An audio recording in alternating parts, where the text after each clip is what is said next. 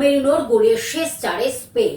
শুক্রবার রাতে স্পেন বনাম বেলজিয়াম ম্যাচ দেখলে অনেকেই হয়তো এই ম্যাচের পক্ষে দাঁড়াবে। পর্তুগালের বিরুদ্ধে মেরিনোর গোলই পর্তুগালের শেষের কবিতা লিখে দিয়েছিল। ক্রিস্টিয়ানো রোনাল্ডোর সেই কান্না ভেজা মুখ এখনো কেউ ভুলে যাননি।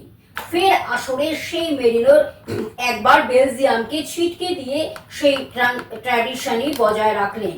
গ্যালারিতে সেই বিশেষ মুহূর্তের সাক্ষী থাকলেন তার বাবা মাও। সুপার সাব মেরিনোর গোলে শেষ চারে স্পেন, সামনে ফ্রান্স।